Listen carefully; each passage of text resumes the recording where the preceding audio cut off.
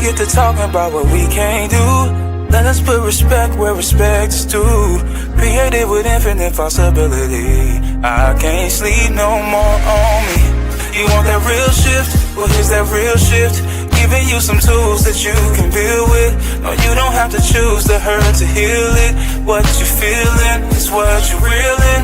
You want that real shift? Well, here's that real shift. Giving you some tools that you can build with. If I want a million, I can have the million. Gotta see the million and receive the million.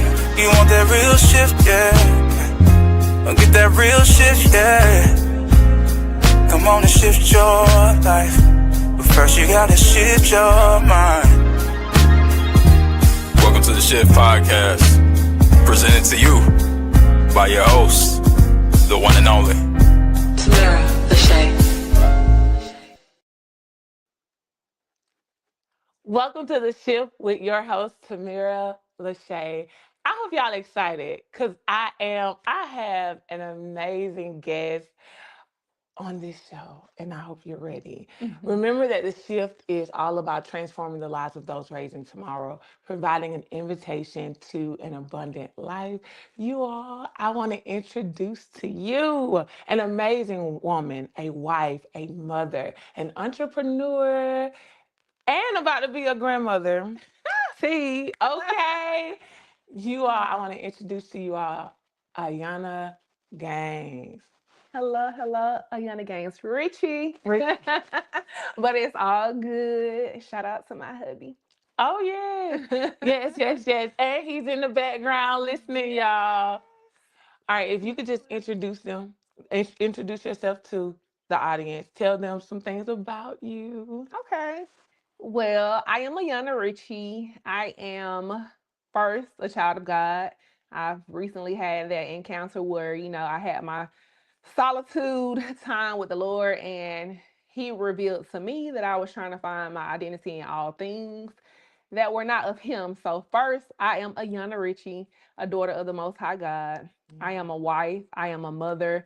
I would like to call myself a serial entrepreneur, but maybe not a serial entrepreneur because I haven't done too many things, but I have done some things. And I would like to say, I've been in a pruning season. So I've learned and I'm now shifting into things that God are calling me higher in. I would say, of course, I'm a mother and I'm about to be a grandmother. So I have a lot going on. Oh, I say, I'm also a host of a podcast, the Heavenly Influence Podcast. You can find us on YouTube.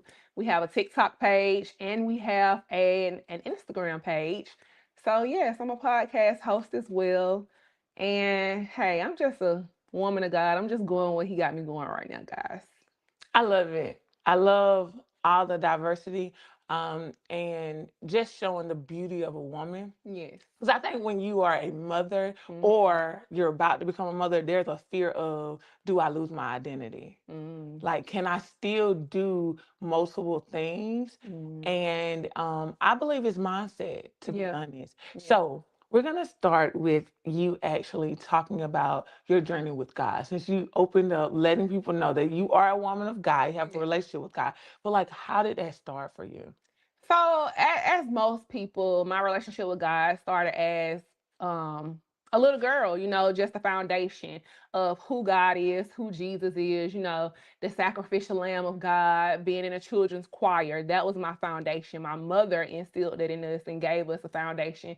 We had to go to church every Sunday because, she had her seasons where she would be, high up on we hear every Sunday, and then sometimes every other Sunday, and then sometimes maybe not at all. Gotcha. But most of the times we were in church, we were traveling with the choir. Back then, yeah, like how they had the mass choirs. We would travel in the summer. We would go to like hit all the little spots in Florida and then the Carolinas and things like that. So the foundation of my relationship with God came from my mother. Now, as far as my own personal relationship, because I feel like foundation is important, but I feel like your actual introduction to who Jesus really is to you, it comes with an encounter or an experience. And although I knew God my entire life, I feel like my encounter with God and the Holy Spirit and, just knowing what the blood will do for you came for me back in 2017. And I was 31 years old at that point. And I had just gotten married in November. And about December, it was a shift, a transition that occurred in my life. And I honestly thought I was losing my mind. I thought that I was having a mental health crisis. I would say that that's what it was at the time. That's what I was diagnosed with, right? Um, Severe, like, panic attacks, anxiety, severe anxiety. And I thought that my husband was gonna leave me. He was gonna get the marriage annulled because I know it hadn't been 30 days. Um, but needless to say, he stuck it out with me. He wrote it out with me, and that encounter alone, um, there was nothing that my husband could do for me, nothing that my mother could do for me. My mother had actually moved in with us to, like, help with me. Like, I was a child that needed nurturing again at that point, but I had two kids, right? So, yeah, it was it's a moment in time that I would never forget. And that went on with me for about, I'm gonna say that started about December. So maybe up and through the spring, like March, April. And then it was just like I came out of it. But I would say during that time, God was calling me to do a thing, and that was just simply to go to church. But I was putting a lot of other things over him. I was serving a lot of small G's, gods, versus who my master, who my father is. And that was simply money. I had, you know, I also told you I'm a serial entrepreneur, but I have a beauty business and I've had that for about 10 years now, but I was at the top of that. So I had gotten a shop and I was like, God, you gave me this shop. I got to pay the rent. I got to go to work. So on Sunday, when I should have been in church, I was at the shop trying to make money. Gotcha.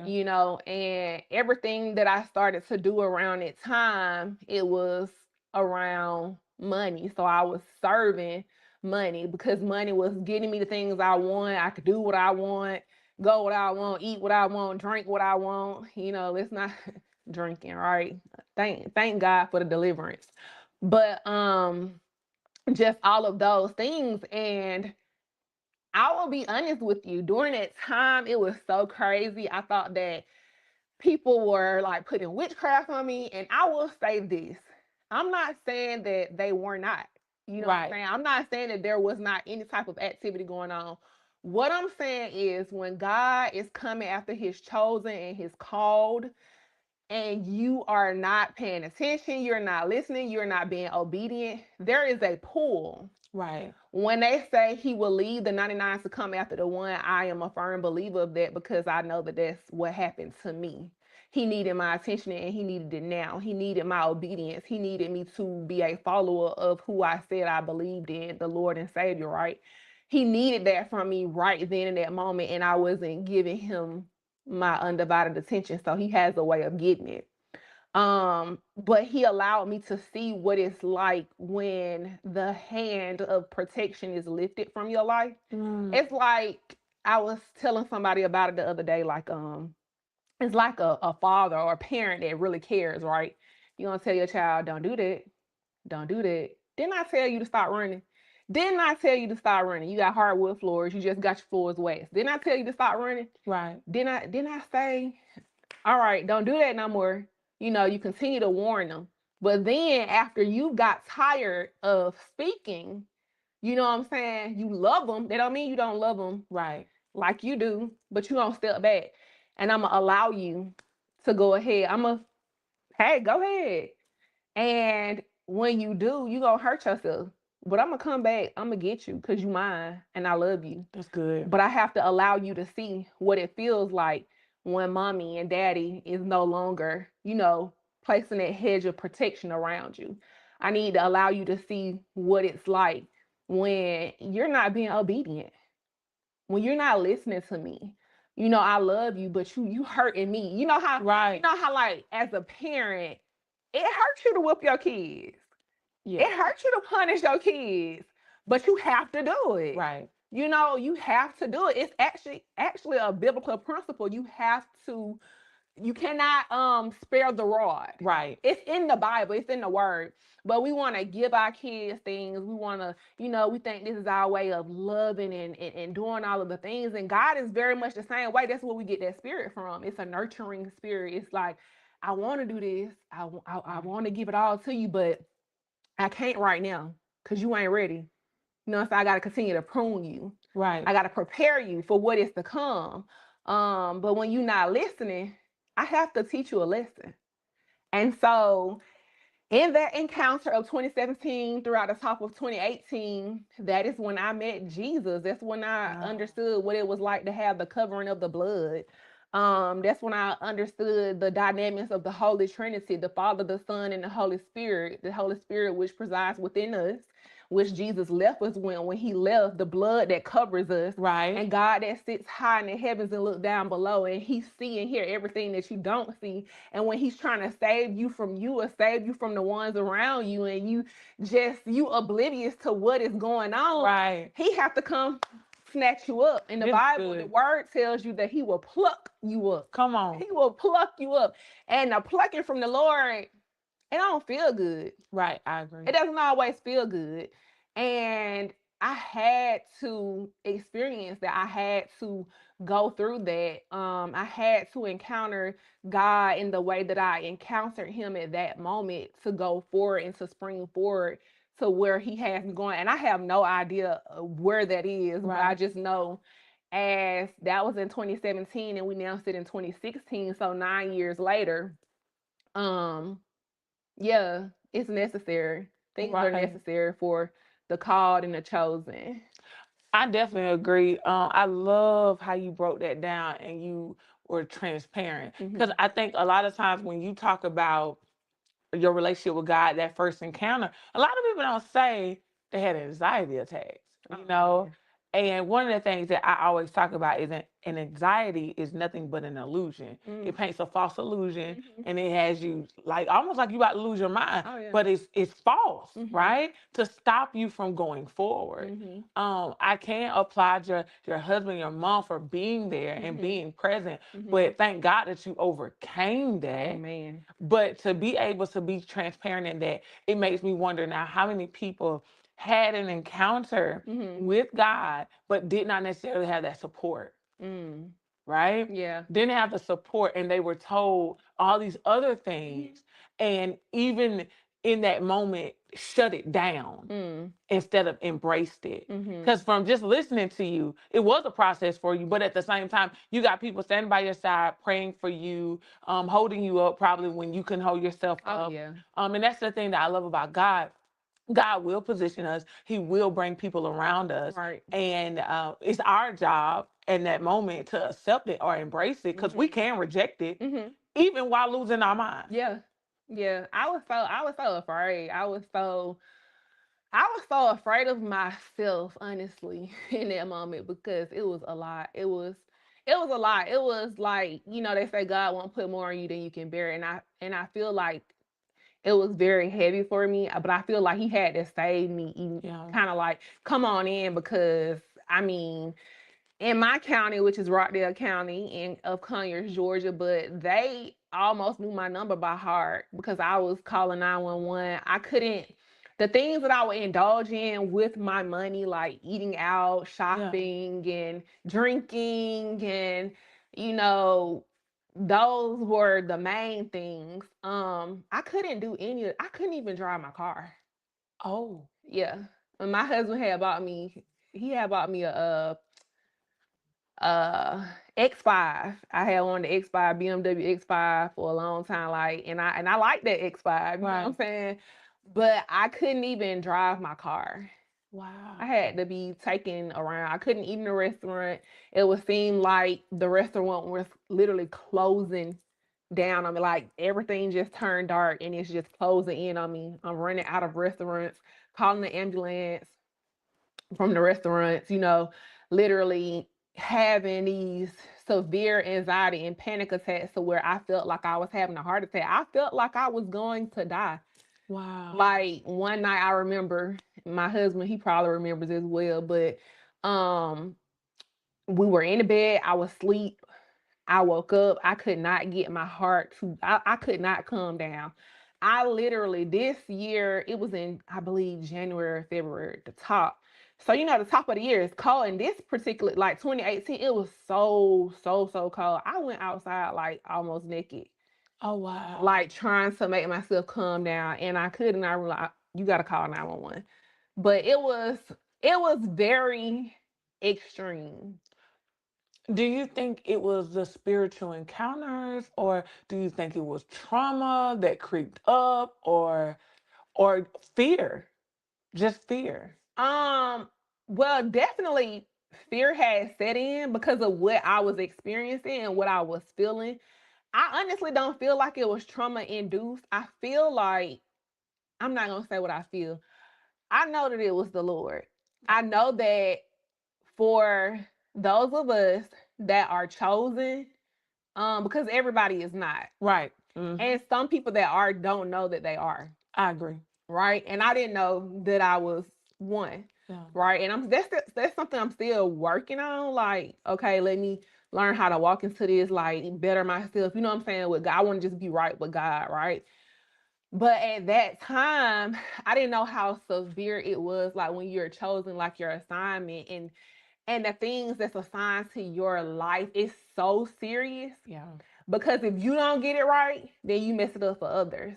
So it has to be a drastic thing that happens so that you will know that it was God. Yeah. And I know that it was God for the fact that He was telling me to go to church and I didn't do it.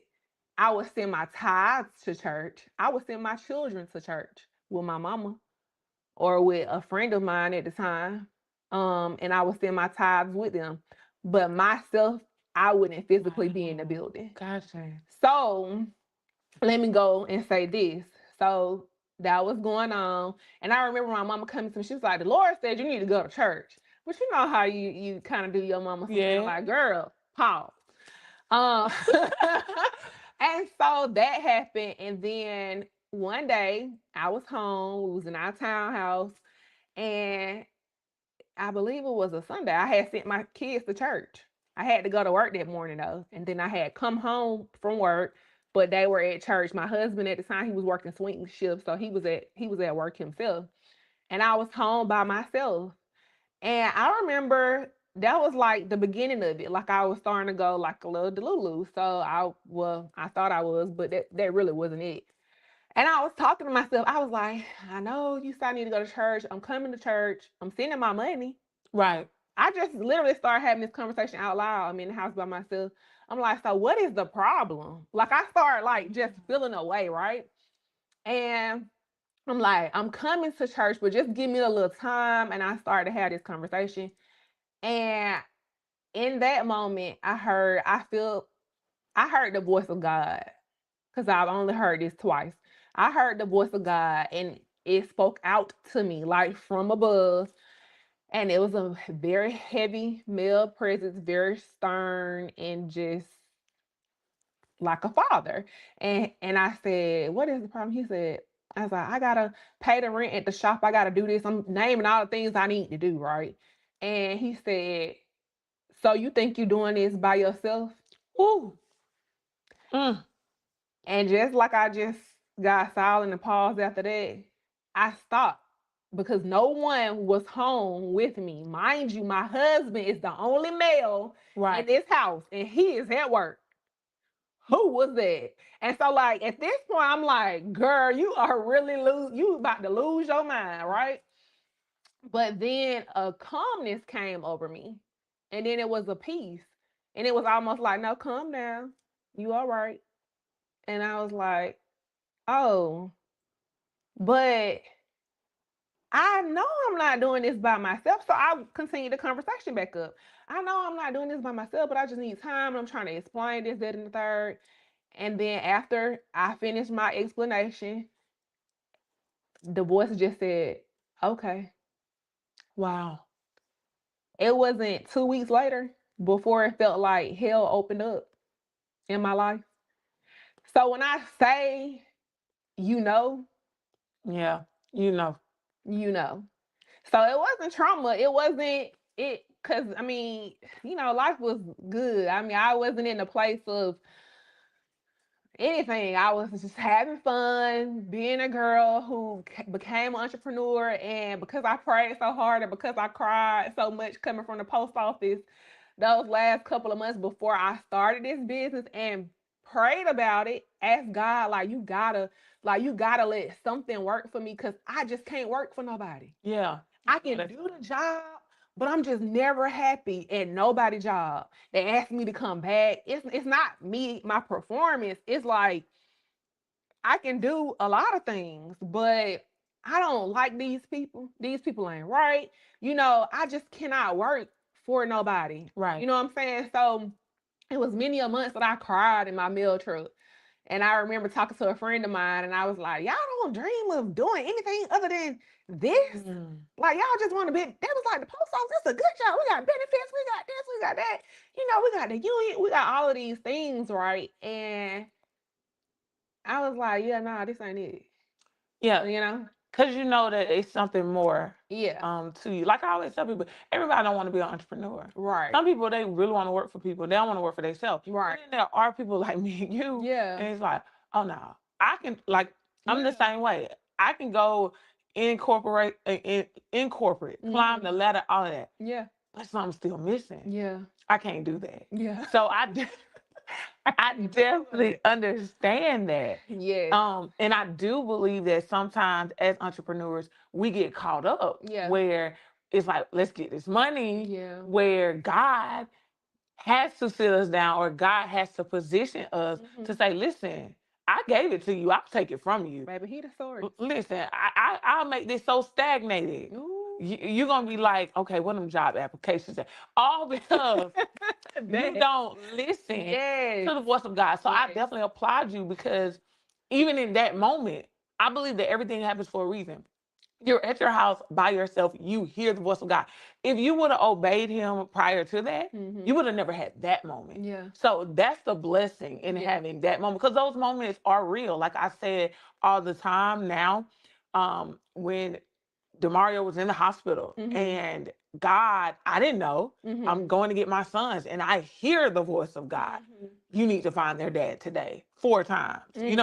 I'm hearing a voice. Now, you can.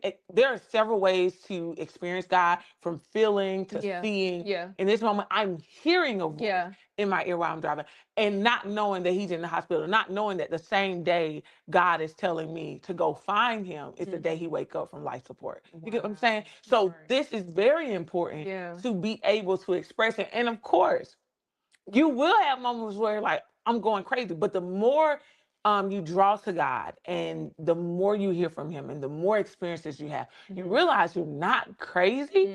You are really having spiritual encounters because we are spiritual beings having an earthly experience and we have to remember that. So this is so much to unpack, but I definitely want to get into healing for real because I think throughout our journey, people can see us, but they don't necessarily understand what we've overcome, right?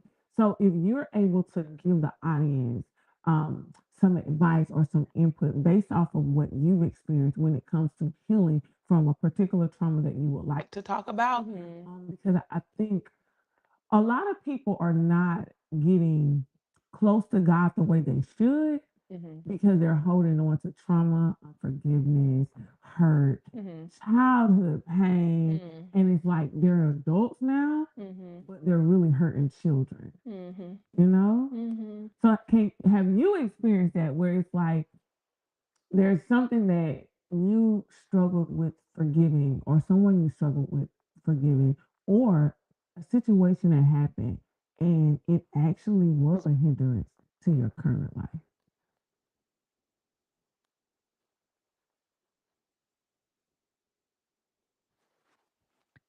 Yeah. Well, I won't go there, but I'll go here. Okay, so I think that we'll talk about anxiety. So for me, anxiety, it came back with a vengeance at in 2017, right? Those were the feelings that I was having when, I had this encounter with God or whatever. But if we talk about anxiety, I'll go back to my childhood because back then, okay, so I was 31 years of age, but I was around 5, 6, maybe 6, between 6 and 8. Um, when I had very bad anxiety, and that was because my mother's marriage to my sister. Um, it was very traumatic for me because they fought a lot, right? And so I was like a shaken child, if that makes sense. So being the oldest of three, so myself and my brother, we're from my father. So that's my mom's first marriage. And then my sister, so it's three of us from my mother, but my sister is from her father, which is my mom's second marriage. And that relationship was very bad for me. I saw a lot of fighting, and in Black community, they feel like that's normal, but that's not normal. Right. I would never raise my kids that way. And I'm not blaming my mom because I don't want her to see this because I know she's gonna tune in. But I don't want her to see this and be like, dang. But it really did mess me up as a child because it gave me anxiety, but we didn't know what to call it back then. Right. So when people would get loud or even laugh loud or anything like that, I would assume that they were about to fight. Yeah. I would just be so shaken until like it even followed me into my teen years and stuff like that. So it's kind of like it went away and then it came back, but then it even gave me sweaty armpits as a child. You know what I'm saying? So I remember having to wear my coat because like being around people, even when the kids in the lunchroom would get loud, it would make me nervous a little bit because my mind didn't know what to do, right? I'm a child. So even going to the clubs, it's like I wanted to go and hang out with my friends, but I remember, the fear of until I had to turn into that. Does that make sense? Mhm. So I would be afraid, but then it was like you just got like you can't be afraid. You just got to become violent. And so that's kind of what it did to me. It sent me into a self-protection mode. Like nobody is going to protect you. You have to protect yourself. Yeah. So yeah, I would fight. I would act a fool. I would, curse you out real bad. Wish death on you. Um, Not knowing what I know now, like that words have power, and that when you really know who you are and what you possess and the authority that you really have, there are certain things that you shouldn't even say or think. Yeah. But spiritually immature, and just hurt, because of the things that I saw and the things that I thought that I wouldn't endure, but then turn around, like I try to fight so hard against it, but then turn around and endure those things. And my first relationship with my oldest daughter, dad, and yeah, being in an abusive relationship there because of the childhood trauma, and I fought to not be that girl, and but I think the lack thereof, like the foundation, it was talking Bible. The foundation is the Lord Himself, then the father, the mother, then the children, then everyone else is outside of that. Right. That's a family structure. But oftentimes in Black households, the family structure is broken. I agree. And so my father wasn't, as like I just said, my mother was married a second time, and then with this marriage, she fought so much with, her father. And so I didn't learn what it was like to be valued by a man from my father because of, the choices that my mom decided to make. And if we're speaking trauma or unhealed, it was only because of what she didn't get. I'm so glad that you're transparent because you're so right about the Black community, our culture, and what we see, we experience, and all of that. I think for me, I've always had this mindset when I turned 18, that's the past. That was to me. I don't know why, but for me, it was like from a baby to 18, this was a path that I could not control. From 18 and up, I'm not reliving that. Right. Okay. So that was my mindset. Now, um, when you said you became that, one of the things I tell people all the time, hurt people because they become their hurt. And they don't know. So they become blind by that hurt. So I'm so glad that you shared that because a lot of people are in denial. Like, I don't want it, but I won't become it, but you are in it. Like a lot of times, if you don't heal from it, you become that very thing. And how you have to make sure that you express this a certain way. Because I remember when I released my first book, which was a poetry book, Tamara Washington Behind Closed Doors, I had pieces of my story. And I remember my mom was like, why are you putting that in there? You don't need to put that in there, right? Yeah. And it was in regards to my stepdad. And I was like, yes, I can. It's my story.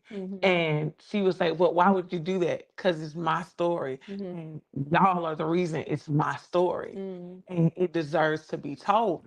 And I remember one day I told her, if you didn't want this to be my story, then you should have changed the story.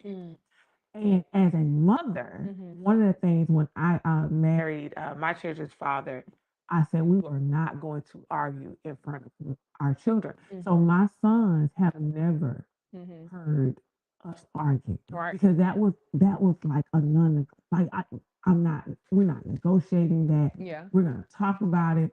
We're gonna figure it out, but we are not gonna argue in front of them. And that's because for me, I seen that so much. I was like, I'm not reliving that. So even now, some people talk to me and they're like, you just don't get like angry, because I experienced that without choice. Yeah. And so I make a decision to think. Be in before control I- of that. Yes. Yeah. And I feel like once it's not pointing fingers. Right. Because I think if we point fingers, then we can't really see what we're trying to. Now, when Right. we point fingers, Right. I feel like we become it, Yeah. we attract it, Mhm. all these things. And I just know for me, I'm really, that is something that I don't want to create. That's why even in a home, it has to be peaceful. Because it's like you already lived it. Yeah. So why live it again? Yeah. And for you now to have gained that revelation, what made you say, this will no longer define me? Because you don't act nothing like what you just described now. Okay? So of course they are I'm seeing a not about product that of like transformation Yes. for real. Yeah. But what would you tell somebody that's in that, but they don't want to be there anymore? Like they're like, okay, how do I get to the point where you are? Well, honestly, so with that relationship with my child's father, um, he went to so God always come and save you, right? Yes. So he went to prison when she turned 1. Oh wow. And so it kind of like freed me of that. But then he got out and I kind of drifted back into that. But then I was just like, yeah, nah. Cause like my daughter didn't know it. You know what I'm saying? There were things that were going on up until the time that he went, but she was never exposed to that. And so for me, it's like, I know what I experienced, I know what I went through. Like, yeah, nah, that ain't gonna be, she's not going to know that. So that was that. I think God helped me out with that. But then getting into other relationships, you experience what may not be physical abuse, but mental abuse. Because what people say, like, sticks and stones will break your bones, but words will never hurt you. That is the biggest lie that the Satan has ever told. I think I'd rather physically get in the mud with you, even though as a man, you're just not gonna beat them. They have testosterone, you know what I'm saying? Like they shouldn't be putting their hands on you, period. But mentally, when somebody mentally break you down and say things to you, that's a lot. That's a lot of work to do on yourself after these things have kind of been instilled into your brain, your thought process, what you think of yourself, because of their shortcomings or what they want to say about you really is what they feel about themselves, and they put it onto you, Right. and beat you down. So I will give all praise to the Most High God for delivering me from that. But I want to thank God, a big shout out to God, because He sent me my husband, right? And the start of that relationship, that it's been 13 years, so just it was a fresh win. Oh, that's beautiful. Definitely a fresh win for me, because he he made me understand what it was to have self-worth and to value yourself. Not only to be like a pretty face, like, yeah, you are beautiful, but why you don't think you beautiful? You know, like all of these things. So then I had to kind of start looking at me.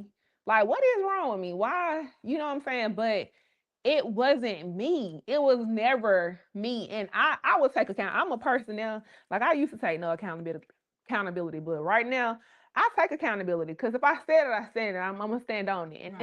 now I know if I was wrong, I'm gonna say, you know what, I was wrong, or I was being petty, or that wasn't right. I am going to take accountability, and we teaching our children too. Right. Like, they ain't gonna tell you no lie. They gonna tell the truth now. They know they gonna get in trouble, or with me, you might not get in trouble. Just tell me the truth, right? So I would take accountability, but what I would say is that when other people put themselves on you, that's big. Because thinking about like what my mama was going through, you know what I'm saying? And then those relationships that she were in, just really that second one was crazy. But even the other ones too, because my mama has, at the time when I was a child, was married 4 times, one including my father. But that second marriage to my sister's father was terrible. So that was that decision, a decision that I could not make, right? And then you go out, and because I'm broken, and my husband helped me to see in a beautiful way that you're beautifully broken. Wow. You know, like, you don't understand your self-worth. You don't know self-worth. You know what I'm saying? And he didn't say it like in a nasty way. It was just like, let me help you see what I see. Right. You know, like how, you know, I prayed a prayer coming into 25 that God would show me in the way that He see me, in the image that you created me to be. Like, allow me to see that, you know. And that's a beautiful thing, because when we look in the mirror, I don't think we see what God see. Right. I agree. And so God sent me a human vessel here on earth to start that process for me 13 years ago. And it helped me to realize, not only are you beautiful without eyelashes, because I wouldn't let this man go to Walmart. Like, we ain't going to Walmart unless I put these eyelashes on. Like, I gotta put the little brow makeup on. I gotta make sure I curl my hair. He was like, we are going to Walmart. What is wrong with you? You are beautiful. Like, come on, girl. I gotta go. I'm trying to go to the store. So that, like, just knowing who you are, knowing that you are beautifully made already. You know what I'm saying? You don't even need all the extra stuff. You can do anything you put your mind to. I remember he asked me a question like, would you rather me give you $1 million or show you how to make it? And I was like, give it to me. What you? I was just so, I was like, girl, you was so wretched. Yeah, and I was like, give it to me. You got it? Do you have $1 million? Like, is it something you ain't telling me? And I'm like, oh my God. He was just trying to teach me so many things. I learned a lot from my husband, but yeah, that was the beginning of the transformation of the process. And to help me actually to walk into my soft girl era. Oh, nice. And I remember hitting my husband one time, and he called the police on me. He was like, yeah, nah, we ain't doing that. Like, you ain't gonna put your hand, I can't put my hands on you. And you ain't gonna put your hands on me. Because if you call the police, they're gonna lock me up. Yeah. I'm gonna call the police on you. And I remember running from the house that night. Anyway, that was a crazy story. But needless to say, it taught me a very valuable lesson. Yeah. For one, the man, he loved you. He not supposed to be putting his hands on you, and he's not going to put his hands on you. But you ain't gonna bring that energy over here either. Yeah. Like, we're gonna love each other. We're gonna have fun. We're gonna grow together. We're gonna do all of the things. But that we ain't gonna do.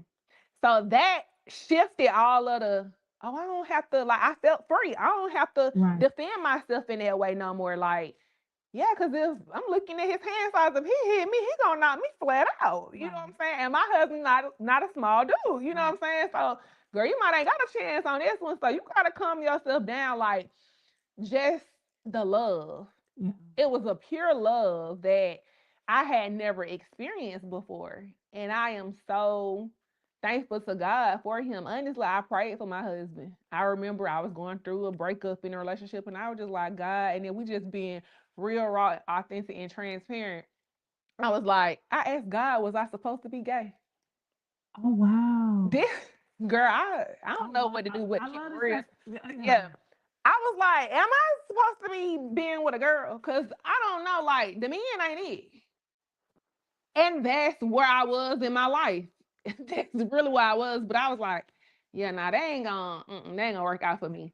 But I remember telling God as I prayed, I was just like, Lord, whoever I'm gonna be good on the relationship stuff right now. But whoever you have for me, please reveal them to me in plain sight. I cried for probably about 24 hours because I had just had it, right? Yeah. And my husband, I had known my husband before this. Oh wow. But he walked back into a club that I was working in and he had on all white. And I literally, I kid you not, like God has been so real in my life that I just got to a point where like you cannot deny the hand of the Lord in your own life. He walked in to this day. I remember he had on all white Sean John outfit with blue and red white and on it. He had on all white Sperry's with a blue trim around it and a hat. It was blue with a red rim with a white A. And it was almost like a light was like leading him around. Like I'm like, oh, I'm trying to get him. Like that's him. And I promise you, from that day to this day, we have not been apart. Wow. Because I told God, whoever it is that you have for me, you literally have to reveal them in plan. Like I gotta know.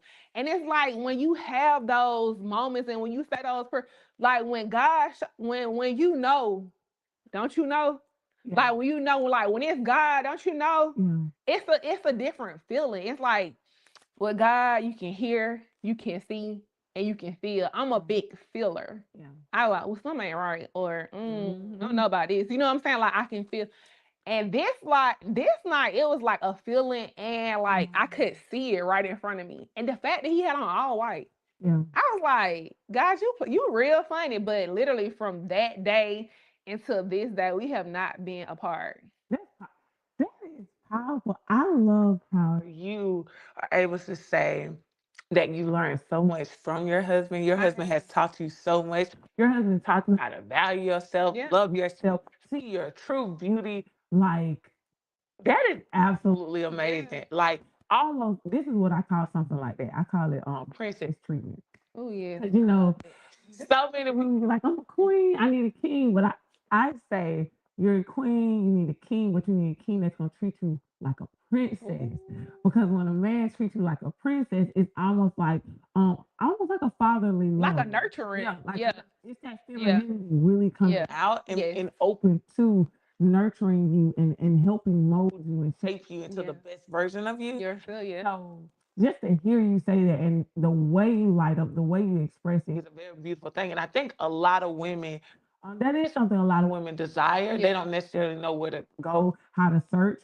But how you said you got to a point where you were like, you know what, God, it's on you now. Because I've been doing it. I've been looking, I've been saying, okay, I've been coming in agreement with these different men. But now I'm tired. And the fact that you were transparent to say, are you supposed to be women? Like, I gotta think about that. You ask the guy, like, am I supposed to be gay? When he's telling you in the word. Right. But I get it. You know, for somebody to say that, because it's like when you look at the men today, and it's a lot of, we tend to say it's not a lot of men, but it is a lot of men. It's a lot of men, but you want what you want. And a lot of times it's simple. You want to be treated with respect. You want, all these different things that's gonna make you feel like the woman that you're supposed to be, right? And I think you do have to get to that point of enough is enough. And God, it's on you now. And I'm willing to trust you. And from that, right. And a lot of times it's the complete opposite. of what you would have Yeah. ever chosen. Yeah. And you know what? If we just being honest, like I would have chosen my husband, like if it was just based off of what he looked like.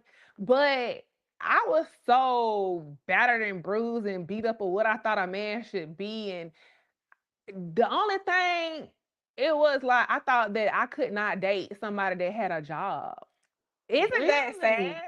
No, really? Yeah, I was like, you gotta wait on a paycheck. Like that is crazy. That is so crazy when I say it now, but literally because of the type of relationships that I was in, Yeah. drug dealers, scammers, quick and easy access to money or whatever the case may be. Didn't really want that life for real, Right. but that was just what I started dating and how it was just going, right? And so I really had a thing of like, yeah, like I don't work the job and it's hard to wait on the paycheck. Like, how you gonna help me if you gotta wait on a paycheck? Not knowing, about credit. I know my grandma told me like, make sure you keep your credit up, pay your bills, do this, that, and the third. But they didn't really teach you about credit. And it's like my husband knew a lot. Like he knew about credit. He knew, what I'm saying? He had credit cards. He had savings accounts and all of the things. He had no kids. He had his own everything. He had like 3. And it's like, so you're doing all of this from working? Yeah. So ignorance on my part, but it was just because it was something that I had never experienced. I've never, you know what I'm saying? I never dated a guy that had a job. Wow. I love that you're transparent because I think a lot, like I said earlier, people will see us and never know. Yeah. Like for me, not being brought up in the church. So I have my idea of what the church is. Yeah. And how people supposed to act. So yeah. I was naive. Yeah. And it's like how? Because I was in my mind, I have an idea of what it is. So it's like it don't make sense. Yeah. Right? So that being, and I had to admit that, like I was naive, like, but God protected me. Yeah. It's that protection, because even when you're naive, you're ignorant, but God still protects you. That's when it's like, God, thank you. Listen, the hedge of protection is so like the way that God, I don't think people really have the mental capacity to understand how much God loves us. Right. And with that love, like the protection that consumes us, like he saved you from you. Like he saved me from me. Right. Like honestly, we are our biggest everything. Yeah. You know what I'm saying? If you gonna block, you your biggest blocker. Yeah. If you gonna be you the enemy in your own head. You know what I'm saying? Like anything, if you gonna be a fan, you your biggest fan. You should be, you know what I'm saying? Like, and so that's the thing. God protects us from, and then all of the stuff that's in the world that's coming at you, right? Yeah. You know what I'm saying? The people that they like you, but they really don't like you. Exactly. They want to be you, but they really don't want, you know what I'm saying? Like, it's crazy. So you have all of that, and then it's like us, because we don't even know how powerful we are to ourselves, that, yeah, it really be us. It definitely is us. Yeah. Because even with friendships, for me, friendships are tough. Like it's really hard to get friends, keep friends. And it's because I don't have a jealous bone in my body, right? Yeah. Because I'm like, I want you to win. I want to see you win.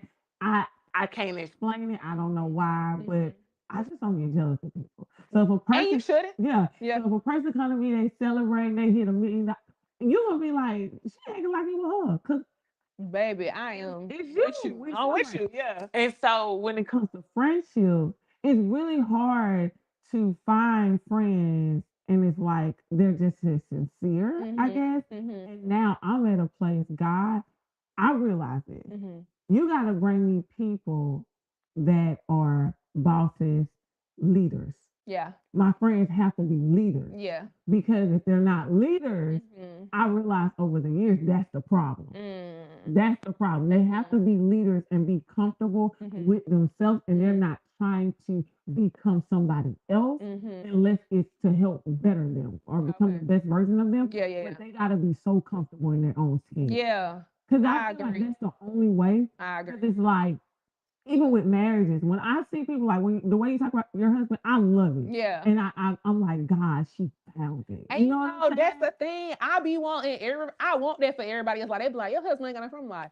It's so crazy because other women that I talk to that have really great husbands, they don't really have a lot of friends. They kind of like loners, or the people that they do have, they married. You know what I mean? So it's like I can't really introduce you to nobody here around because everybody got somebody. And then my husband, honestly, is like a loner. They are family people. They want to be with their family. They want to be with their kids. They want to be with their wife.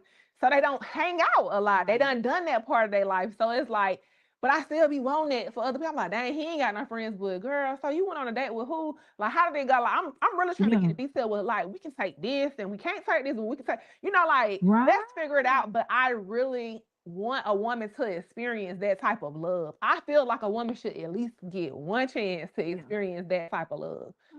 You know what I'm saying? So it's like, no, babe, I want this for you. Like, I don't want to be the only friend. I want to go on double dates. I want to do the couples trips and the things like that. So don't think like I'm just trying to stun on you because I got a good husband. No, God saved me from me. He know I needed that right then. I mean, I asked God, was I should I be gay? He like, baby, let me just bring you your person. And that's what I'm saying. And I feel like, once you get into the point where enough is enough, or you get around the right people. It's gonna be you get around the right people.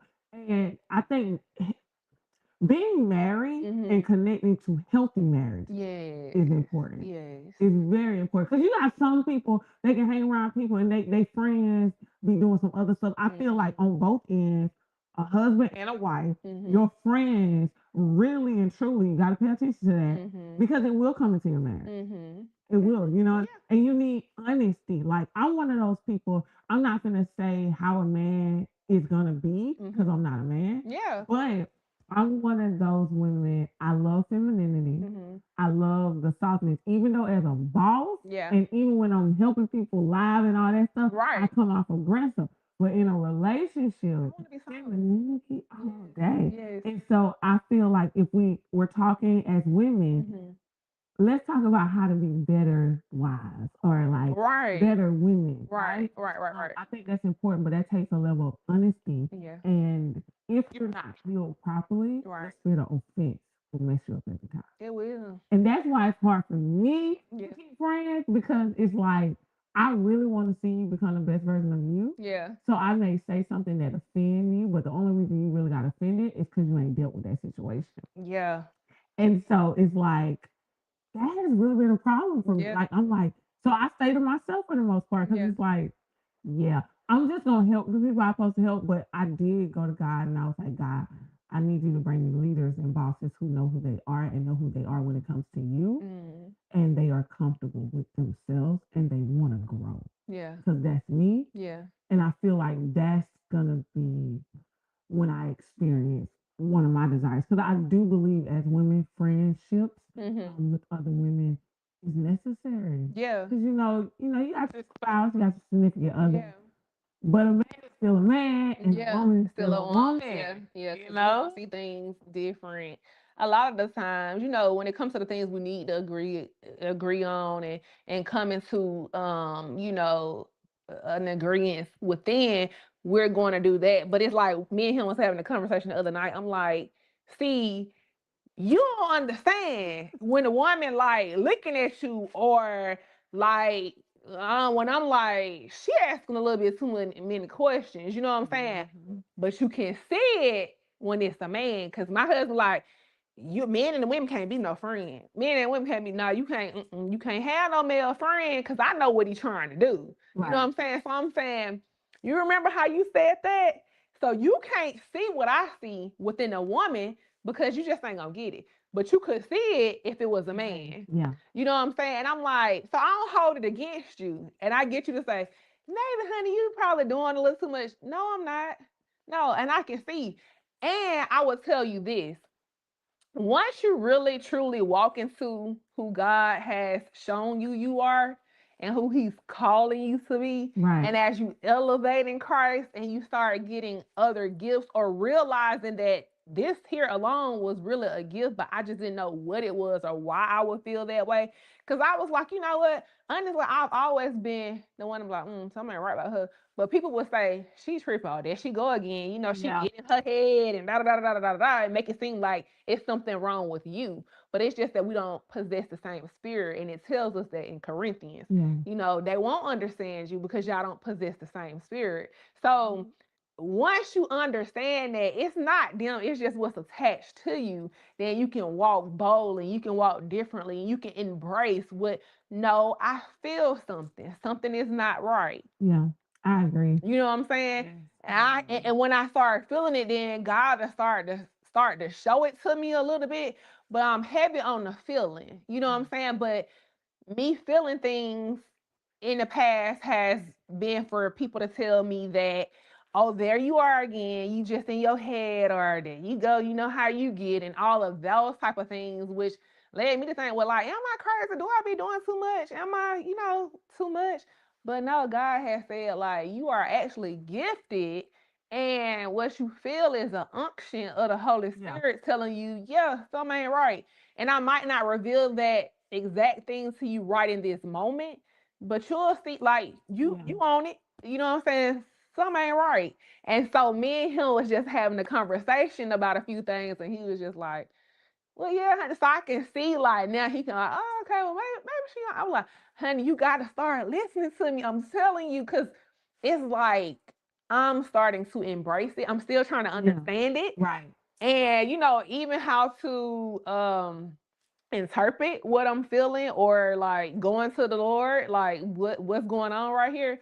But I know I ain't wrong. Right. I know I'm on to something because it ain't me when this thing come over me. You know what I mean? So anyway. I love that. Now I love that. I think number one, anytime we have gifts from God, in any kind of circle, it's beneficial, especially when you know your gifts, and then there's a level of trust. Yeah. Like, because even for me, there are some people in my life, if they say it, oh, I'm taking this as bank. Like, I'm not even gonna question it. You're gonna be like, so you ain't, no, they said it. Yeah. Like, they got the track record of knowing it.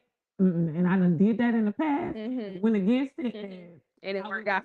Yeah. So I definitely agree with that. I also agree that I feel like once you're married, men and women can't be friends. That's me. I do. I feel like there's a motive behind it on both ends, especially now, because women are more aggressive. So, I do now. Lions, I do feel like Couples can be friends. Yeah. Couples can be friends. Yeah. But just to say you're married to your husband and you got a best friend that's a guy. No, that guy is definitely he's waiting. He's waiting for the right moment. Yeah. And I've heard a lot of men say that. Yeah. Because I like to ask men questions about men. You know, even though us as women we have a lot of opinions about men. Yeah. But I feel like the people that can answer that question the most are the best are men. And vice versa. I also feel like a woman, I can't see myself married and my husband's best friend is a female, and that female's not me. Yeah, no. You can't see that. No. No. So you can't make it make sense. Yeah. If you're really honest, Yeah. we can't make that make sense. Yeah. Now, if we are naive, we're hurting, we're this, we can make it make sense, and then regret it later. You know, so yeah, I definitely get that, and I feel like when that's debated, run. Yeah. You know, that's what I would tell a woman today. Yeah. If that's ever debated in a conversation, run. Yeah. That's not it. Yeah. Know? I'm not doing that. This is so good. Oh my God. Okay. So I'm not doing that. I want you to leave the audience with something, whatever lays on your heart, whatever you feel led to leave the audience with, and then also let them know how to follow you, your podcast, all of that. Okay. So if I could leave the audience with something today, it would be trust in the Lord with all your heart and lean not on your own understanding. Reason being is because God is doing something in this season. There's a major shift occurring. There's transitioning happening. And if you can think back from now until going backwards in the past. Um, a lot of people that I encounter, or even myself, I have been in a pruning, what I call a pruning season. So within that pruning season, there are a lot of people that God remove out of your life. And if He remove them, let them stay gone. That's another thing I want to say. Don't go back. Don't go back. Don't go back. But um, in the pruning season, you spend time alone with God. He will reveal certain things to you. Certain things happen, certain things fall off, certain people fall off. You know, there is a shift occurring. There's a major shift. And I don't know if you remember when I said on the podcast, and I'm still feeling it and I'm seeing it too in the spiritual realm. A suddenly is going to occur. It hasn't necessarily occurred for me yet, but it doesn't mean it is not going to occur for you guys. But I would say, um, start to get your house in order. Trust in the Lord with all your heart and lean not on your own understanding. If the Lord told you to move, make a move, do it. You may not understand the move that you are making. And then you may make the move and it still seems like it's not making sense. Like, God, it's not adding up. I know you cleared the way and you told me you agreed. You said go. But this ain't looking like what I thought it was supposed to look like. Continue to be consistent and know that God is constant. He is constantly doing things seen and unseen. So trust in the Lord with all of your heart, lean not on your own understanding, and know that God is going to be God and it is going to work out. There is a shift occurring, and you can expect to still suddenly. And I'm still standing on that word months later, going into a year now. But it's happening. So I hope this encourages you guys. And with that being said, you can follow me on TikTok at heavenly.influence podcast or on YouTube at the Heavenly Influence podcast or on, did I say TikTok? Then on Instagram at heavenly.influence podcast or influence, something like that, but you will see it. And yeah, just continue to follow me on all socials and stay encouraged. Stay encourage somebody else, even in your hard seasons. Continue to encourage people because you just never know, even if you're facing a difficult time, who your words of encouragement can help and pull up. And that is honestly our job as disciples of the Lord Jesus Christ. Continue to follow him, trust him, and know that God is going to be God. He is a God that sits high on the throne with Jesus seated to the right hand, and he looks down low and he sees all, hears all that you're privy to and not privy to, and he loves you deep. So yes, that's all I have for Awesome. Y'all give it up for Ayana. Thank you so much. you. Are welcome, girlfriend. You all, if you haven't registered for Cried and Heal, register June 5th and 6th. It's going to be at the Curtis Center in Warner Robins, Georgia. You want to go ahead and register. Go to increaseglobal.net or tamiralachey.com and go ahead and secure your seat. The tickets are free. Ayana will be in the building. So I hope you all enjoy. I know y'all enjoyed this conversation. This conversation was really good. It's so much that we could talk about. Yes. Man, I thank you for joining in. I thank you for your words of wisdom. I thank you for just opening up for my audience and just being able to be transparent and let God use you because God did use you. Amen. Like, he used you. So Yes. I thank you. Thank you, Lord. Yeah, like God is so good. And Yes. your continuous transformation is just absolutely amazing. Continue to soar like an eagle or like a lion. Yeah. You know, continue to do it. And I just believe that God is getting ready, like you said, to do the suddenly. But I believe God is getting ready to do some major things in your life. Like, so just get ready. I believe that this birthing season, I'm gonna say that this birthing season is gonna be the beginning of something greater that your eyes cannot even imagine. So just know that whatever you're expecting, expect God to be greater than that you're expecting. So I want to share that with you. Yes. You go ahead. Make sure you share the broadcast. Tag some of your amazing friends.